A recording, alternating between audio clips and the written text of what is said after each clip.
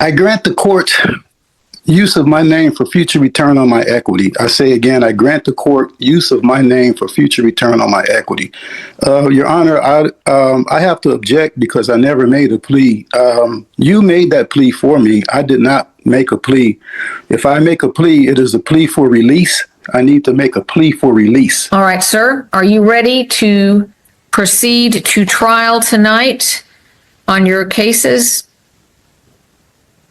Proceed to trial tonight? Yes, sir. This is the contest docket. You've indicated you wish to represent yourself, and you are facing the 2 charges of expired registration. I need to have a trial by jury, ma'am. It's in everything. We're going to get to there. So to the charge of expired registration, how do you wish to plead, sir? Guilty, no contest, or not guilty? I'll make no plea, ma'am. I'm not pleading. I do not accept your jurisdiction. Mr. Bishop, we have the defendant, Vincent Luis Haynes. He's facing 2 charges, expired registration and failure to maintain financial responsibility, and a motion to dismiss. Mr. Haynes, can you please, there you are, Mr. Haynes, there, unmuted. All right. So, Mr. Haynes, do you wish to summarize your motions at this time?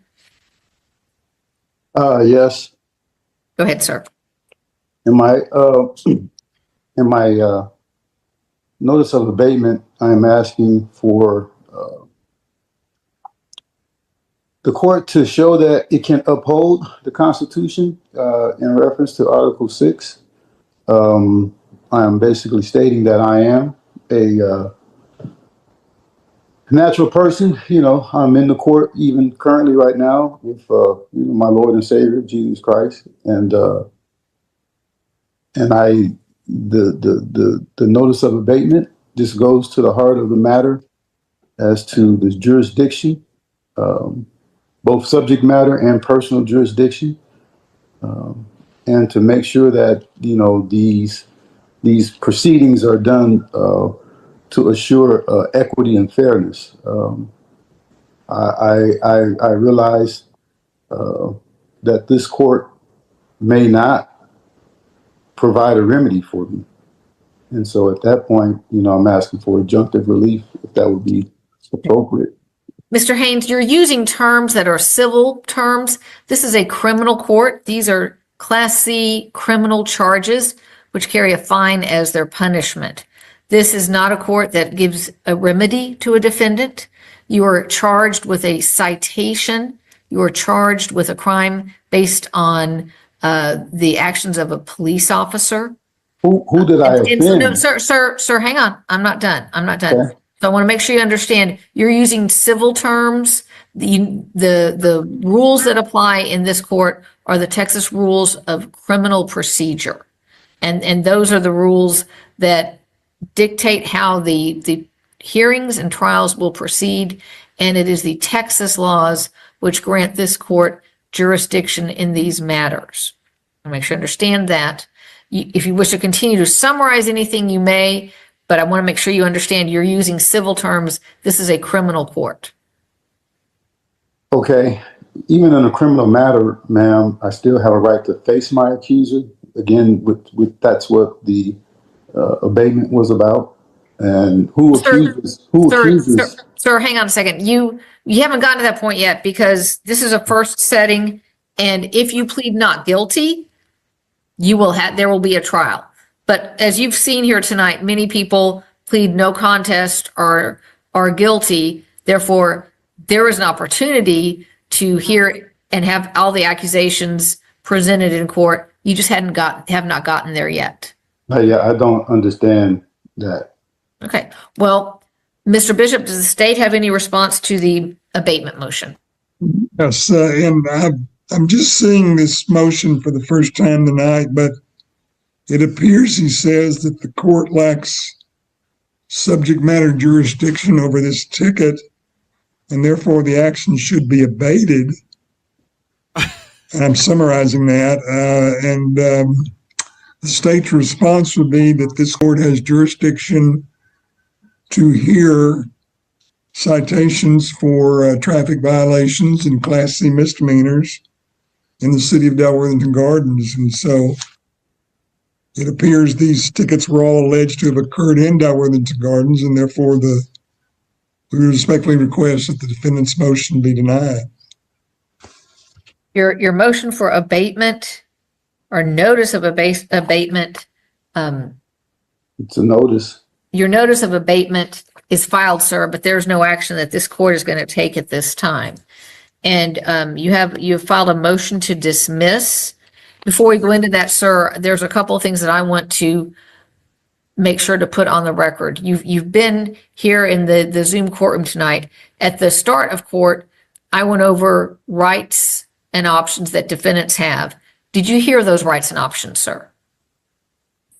I heard the rights and options that's pertaining to those particular defendants, yes. Yeah, that was to every defendant set here tonight. Do you have any questions about those rights and options? I mean, I don't understand them pertaining to me. Well, they pertain to you because you have received a citation and you're charged with this offense.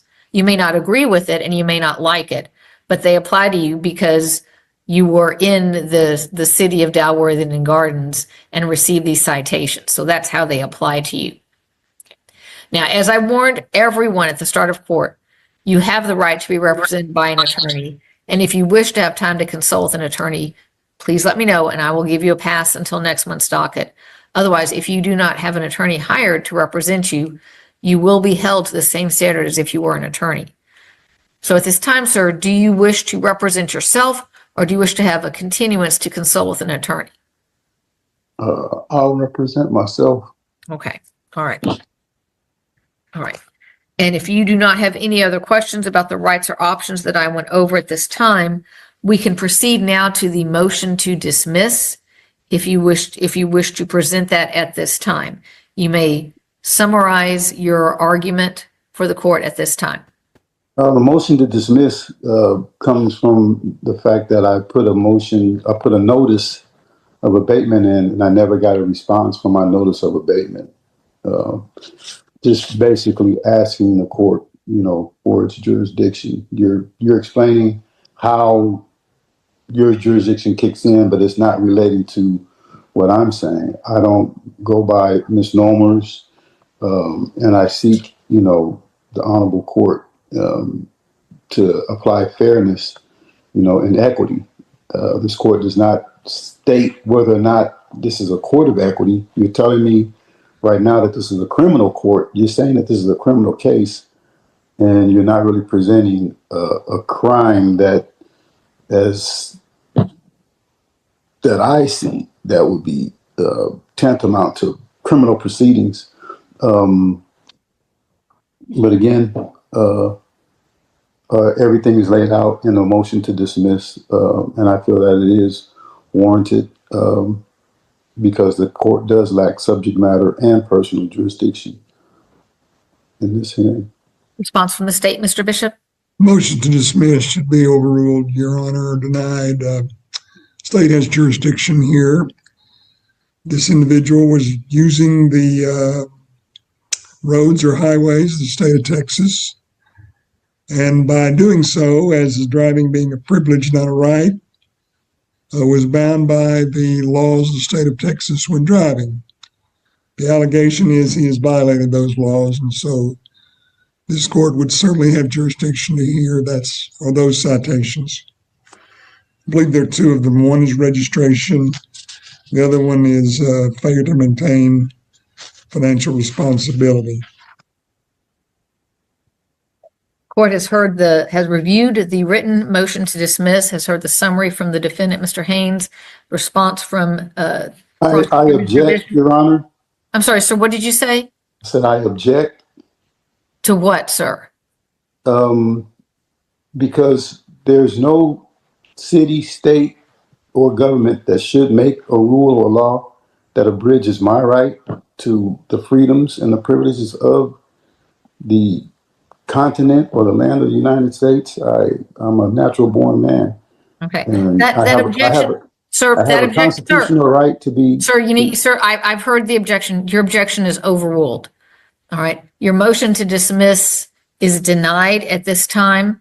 The allegation in the citation which you signed states that you committed 2 violations in a location that is within the territorial limits of the city of Dalworth Gardens. You have the actual ticket? Sir, you need to be quiet and listen. Within Tarrant County, within the state of Texas, that establishes subject matter jurisdiction for this court to hear this matter. The court has not made any ruling in regards to guilt or innocence at this time. However, that does give the court authority to hear this case. Therefore, your motion to dismiss is denied at this time. Now, you have sir, the actual ticket, ma'am, that I mailed back in? I don't know if you mailed it back in or not, but I have the copy that you received notice at the time and that you signed it. And that is all that is required. I signed it under duress as well. All right, sir, are you ready to proceed to trial tonight on your cases? Proceed to trial tonight? Yes, sir. This is the contest docket. You've indicated you wish to represent yourself, and you are facing the 2 charges of expired registration. I need and to have failure a to trial maintain- by jury, ma'am. It's still everything. Okay, well, we're going to get to there. So to the charge of expired registration, how do you wish to plead, sir? Guilty, no contest, or not guilty? I'll make no plea, ma'am. I'm not pleading. I do not accept your jurisdiction. Well, that's the step to getting set for a jury trial, is if you're going to plead not guilty. Are you pleading not guilty and requesting a jury trial? There's no plea that I'm making. Therefore, the court will enter a plea of not guilty for you. And you've indicated you wish to have a jury trial. Is that correct, sir? The jury trial, yes. Okay, so enter a plea of not guilty, setting you for a jury trial. So we're going to set you for a pretrial docket, and that will be September 3rd at 7 p.m. You will get a written pretrial order. You need to read it over. It explains what you need to do and the timing. If you have any motions that you want the court to hear as far as discovery or anything of that matter, that needs to be filed at least 14 days before the pretrial hearing. If you have any evidence you wish to be able to present to the jury, you need to have that marked and filed with the court according to the pretrial order. Once we have the hearing on September 3rd, you will be scheduled for a jury trial, which we have during the day. So make sure that when you come on September 3rd, you're aware of your schedule and any conflicts that you might have for September and October. Thank you. You will get a written pretrial order and you'll get a reset notice. We'll see you back here on September 3rd at 7 p.m. You are released at this time unless you have any question regarding the scheduling, sir. You say back here, this is going to be on a Zoom call again? Yes, the pretrial will be on a Zoom call. Yes. Okay, and I'll have instructions relating to all of this as well. You'll get it all in writing. It'll be signed by me and you should receive it early next week, if not earlier. All right. Okay. Just watch your email, check your spam folder because there will be some attachments so they might go to spam or junk if you have that. All right. If I have any questions, I'll make sure I call your clerk. Call or you can send them in writing, either way. All right. All right. Okay. This concludes your hearing. You're released at this time. We'll see you back for your pretrial hearing September 3rd. Yep. Next case I have is Vincent Haynes.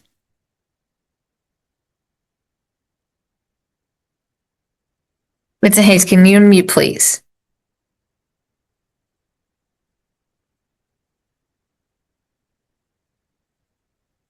Mr. Haynes, can you unmute, please? I can see, there you go. Okay. Sorry about that. That's all right. All right, so Mr. Haynes, you have 2 cases set. We have expired registration and failure to maintain financial responsibility. And you have indicated that you wish to plead not guilty and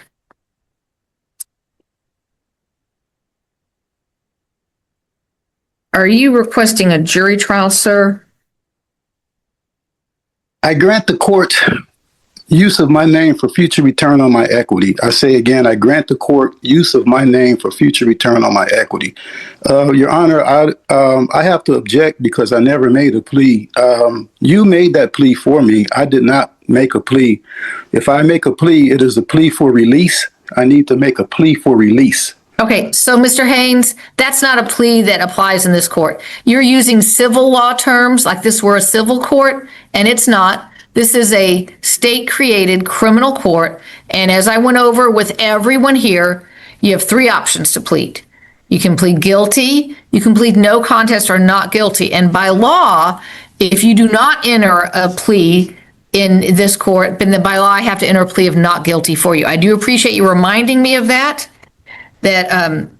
you indicated that it was, you're correct. I did enter that plea for you because you did not enter one of your three plea options. You are set tonight for a pretrial hearing. We sent you an order of pretrial hearing and the complaints back on August 12th, and I do not see that you filed any requested motions or requested jury charges or anything. I do see that you posted a cash bond for these charges on August 6th.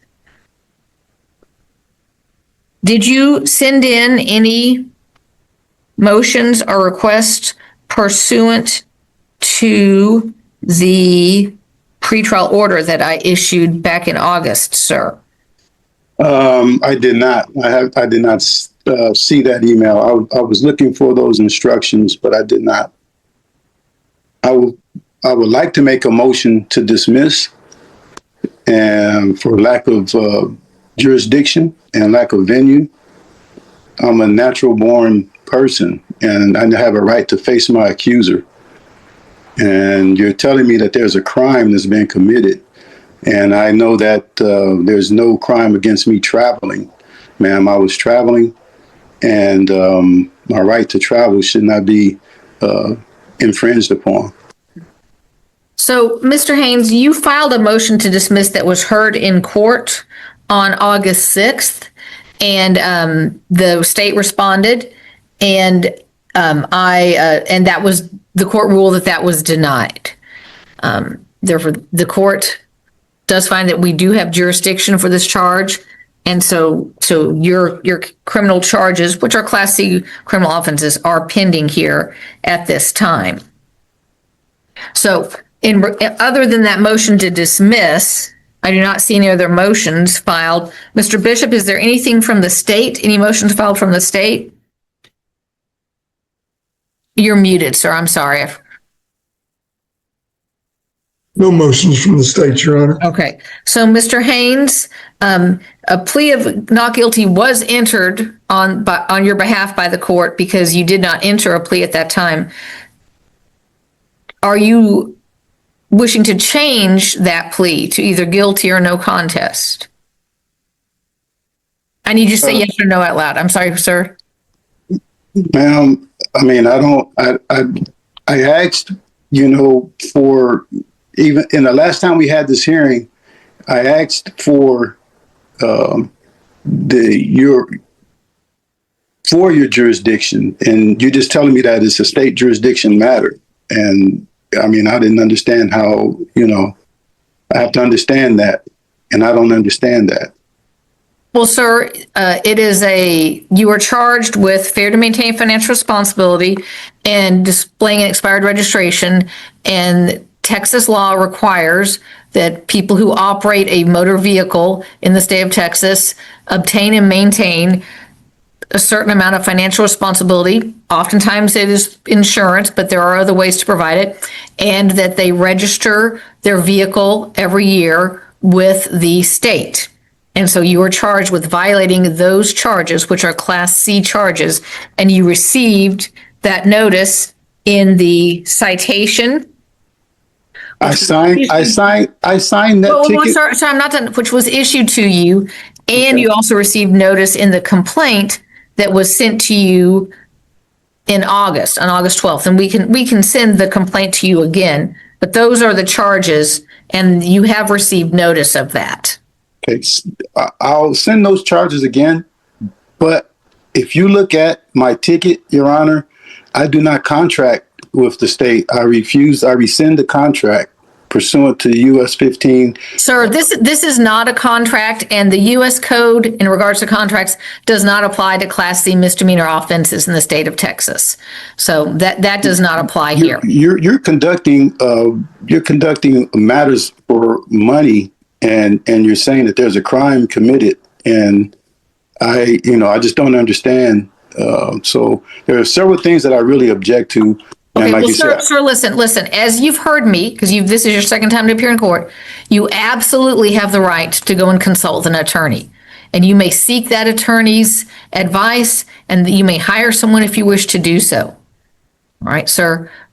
But this is a Class C, these are two Class C charges. And the information in regards to that, the citation and the charges are listed on the citation that you were given a copy of, and they are listed in the complaint, and we will gladly send you another charge to that complaint, another copy of the complaint, excuse me, sir. So if we have no other pretrial motions at this time, if you do not wish to waive your right to a jury trial to have me hear your case, we need to go ahead and schedule this for a jury trial. Jury trial. All right. So give me just a minute to look at the court's calendar. All right. Mr. Haynes and Mr. Bishop, the next available dates for jury trials would be either November 12th or November 13th. Do either of you have a known conflict to those dates at this time? I do not. Okay. Your Honor, I do not. Either the 12th or the 13th of November, no. All right. So we're going to set these for jury trial on November 13th. That's a Wednesday. I do believe that Monday is a holiday, so that will give us one additional business day beforehand. And so, Mr. Haynes, we do have our jury trials in person, so you will need to come to the court. I'm going to schedule both of you, the parties, to be here at 8:30. You will receive juror information. You will be able to conduct voir dire, which is questioning of the jury. The jury will be selected. Have any witnesses and documentation ready, because you'll have your trial that day. All witnesses and all documents, all evidence will need to be ready at that time. So let me make a notation here. So jury trial,